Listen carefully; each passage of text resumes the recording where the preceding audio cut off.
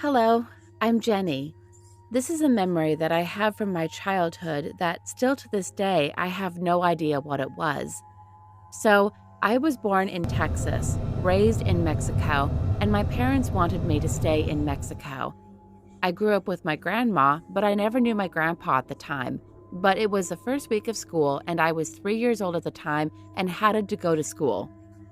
When I was in school and finished my classes, I always went to these arcade games with some friends.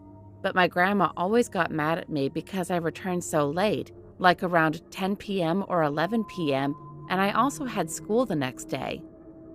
One day, I went to school and then to the arcade games with my friends, and I'm not gonna lie, it was 1 a.m., and my grandma was waiting for me.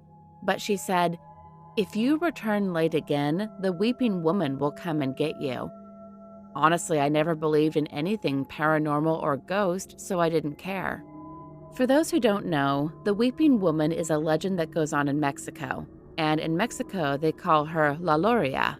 But she caught her husband cheating, so she grabbed her children and drowned them, and she also drowned herself. And there's a rumor that she can be heard at night crying, saying, "Where are my children? Oh, my children." So one day, it was a Friday, and I went to school as usual. My friend said if I wanted to go to the arcade games because they were going to celebrate one of my friend's birthday. So I did, and then it went past 12 p.m., and I told my friends I was leaving because I didn't want my grandma to get mad at me again. So I was walking, and in Mexico, there's not that much lighting, so it was pretty dark. I noticed that one of my friends that went to school was with a lady in a white dress, but she had long black hair and she was really pretty. So I passed them and said, "Good evening." But my friend and the lady didn't answer. I thought it was pretty rude, and they were walking to the very dark street. So I said, they probably having a bad day, and continue walking. So I went to my house, and my grandma was sitting in the couch waiting for me as usual. And I decided to tell her, but she didn't respond to me. She just stared at me. So I took a shower and went to sleep. The next day, my grandma told me to go buy vegetables to make breakfast. So I grabbed the bag that she handed me and went to the grocery store. When I was in the grocery store, I was about to check out, and I saw a sign about my friend that I saw last night, and my friend was missing. And I asked the lady who was checking me out, "Ma'am, what happened to that kid that went missing?"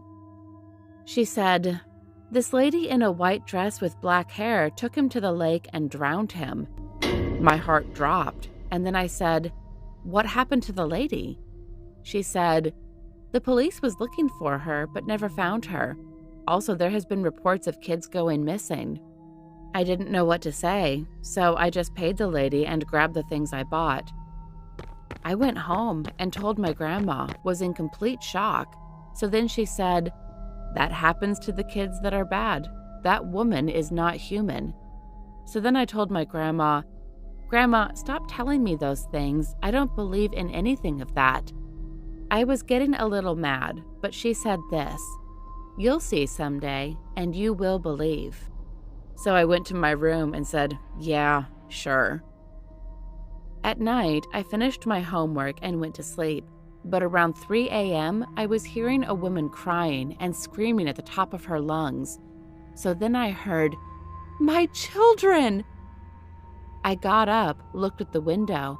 I couldn't believe my eyes. There she was. The same lady I saw with my friend was right there. She didn't see me, but she went to the very dark street that I saw her go with my friend that went missing. I hid under my covers and fell asleep. In the morning, I told my grandma, and she believed me. I said, "Grandma, you're right. I saw her last night." She said, "I told you she's real." So then months passed and I haven't seen her. Unfortunately, my grandma passed away. In fact, I went back to Texas and stayed there.